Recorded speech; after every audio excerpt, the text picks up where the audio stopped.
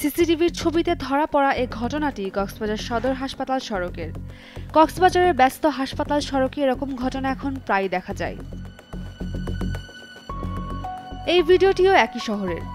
Motorcycle নিয়ে এসে ছিনিয়ে নেয় পথচারীর সবকিছু। সকালে মেয়েকে স্কুলে দিতে যাওয়ার পথে আপু আপনার চেইনটি পছন্দ হয়েছে বলে গলা থেকে ছিনিয়ে নেয় তারা। তারপর চেনটা ধরে আমাকে বাম হাত দিয়ে চেনটা ধরে বলছে, আপু আপনার চেনটা আমার অনেক পছন্দ হয়েছে। এইটুকু বলার সাথে সাথে সে কিন্তু বাইকে দৌড়ে উঠে চলে গেল। চোখের পলকে যাওয়ার সময় সে কিন্তু চেনটা এবার দেখাইও যাচ্ছে লড়াই লড়াই। মানে আশেপাশে অনেক লোকজন ছিল, সবাই থাকাই আছে। ছিনতাই চক্রের সঙ্গে বাড়ছে বিকাশ প্রতারক চক্রের প্রবণতাও।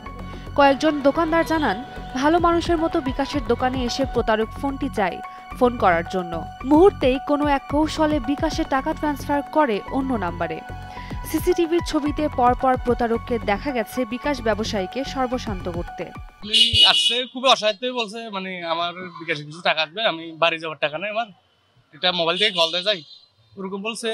দেখে মনে হলো খুবই অসহায়, ওরকম মানে চেহারাটা ওরকম ভাবে আছে। তখন ওনাকে আমি মোবাইলটা দিছি, উনি কল দিছে, উনি আমার পিছনে দাঁড়াইছিল, কল দিয়ে কল রিসিভ করে নেয় বলে উনি চলে গেছে। তারপর একটু পর আবার আসছে, বলছে ভাই একটা কল দিনা, ওরকম বলছে। তারা আবার হাতে মোবাইলটা দিলাম, উনি কল দিছে। তারপর আমি একটু দোকানে জামাইলাইছিলাম কাস্টমারে, তখন উনি হয়তো যখন এর আগে আসছে তখন কোন সুযোগে যেন আমার বিকাশ হয়তো পাসওয়ার্ডটা দেখে নিছে। আমি যখন জামাইলে তখন উনি আমার বিকাশে ঢুকে, পার্সোনাল বিকাশে ঢুকে একটা এজেন্ট নাম্বারে 20,000 টাকা ক্যাশ আউট করে নিছে। তখন উনি আমি চলে যাওয়ার পর আবার আমি বিকাশ ঢুকে দেখছি যে আমার ব্যালেন্সটা নাই। উনি আমার এই ব্যালেন্সটা হ্যাক করে নিছে একটা এজেন্ট নাম্বারে ক্যাশ আউটের মাধ্যমে। আমি দোকানে আসছিলাম, দোকান খুলে ঝাড়ু দেওয়ার সময় ও আসছিল, তখন ও মানে বলছিল ভাই আমি বিকাশ করব। তখন আমি ওকে আমার মোবাইলটা দিয়েছিলাম বিকাশ করার জন্য। না, ও ভাই বলছে আমি ওদিক থেকে টাকা আসবে আমার 500। তখন আমি আবার আমার মোবাইলটা নিয়ে ফেলি, তখন ও নাম্বারটা দেয়, আমাদের নগদ নাম্বার যেটা ওইটা দেয়। তারপর ও এখানে 500 টাকা উঠাই। তারপর ও আবার বলে যে ভাই আমি আবার টাকা পাঠাবো এদিক থেকে, আপনার মোবাইলটা দেন বলে। তখন বিকাশে পাঠাবো বলছে, আমি তখন দিই ওকে মোবাইলটা নাম্বার ওঠানোর জন্য। তখন উনি মানে ওই সুযোগে হয়তো আমার পিন নাম্বারটা দেখে বলছে, তখন উনি টাকাটা ওই দিক থেকে ফাটিয়ে দেয়। তারপর উনি চলে যায় কিছু না বলে। এরা 10-20 জন মতো আছে, এই মোটর সাইকেলও আছে 200 ইঞ্চি, প্রায় এরা 15 থেকে 20 জন মতো আছে। তো তখন গিয়ে আমার মানিব্যাগ মোবাইল নিয়ে ফেলছে। আমার মানিব্যাগে ছিল বড় মানিব্যাগ, ওই মানিব্যাগে ছিল আমার এই 53,000 টাকা, 53,000 এই বাংতি ছিল কয়েক টাকা, 100-200 টাকা মতো, ওইগুলো বলে ধরছি না।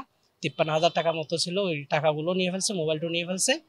তখন থেকে আমাকে গাড়িতে টানা হিচড়া করে তুলে ফেলছে, তুলে পূর্ব মেরুলা নিয়ে আইছে আমাকে। পূর্ব মেরুলা আনে একটা ছোট্ট একটা বাড়ির মধ্যে ঢুকাইছে। ওখানে জোর করে আমাকে, মানে ওরা টাকা পাই বলে ওই রকম জোর করে টাকা দাবি করছে। টাকা যখন দাবি করছে, ঠিক আছে তোমরা যখন টাকা দাবি করছো আমি ঠিক আছে টাকা দেব, তো চলো ব্যাংকে যাই। ওই রকম করে আমাকে ব্যাংকে নিয়ে যাওয়াতে তখন ওখানে লোকজন টানা হিসেবা করে ওরা আবার নিয়ে গেছে বিলের মধ্যে নিয়ে গিয়ে ওখানে আমাকে বিভিন্ন ধরনের জখম করে, ছুরি মারছে পিছনে, তারপরে নাকে আঘাত করছে। গেল কয়েক মাস ধরে পর্যটন শহরের আইন শৃঙ্খলা ক্রমশ খারাপ হচ্ছে। শহরবাসীরা বলছেন নগরীর 20টি পয়েন্ট প্রতারকরা অপ্রতিরোধ্য করে তুলেছে। আসলে ধরতে গেলে চিন্তাই প্রতিদিন হয়। যেমন আজ থেকে 15-20 দিন আগে আমিও হয়েছি। আমিও মেইন রোডে এই একটা কাজে গেছিলাম, আসার পথে আমারও ছিনতাই করে মোবাইল নিয়ে গেছে।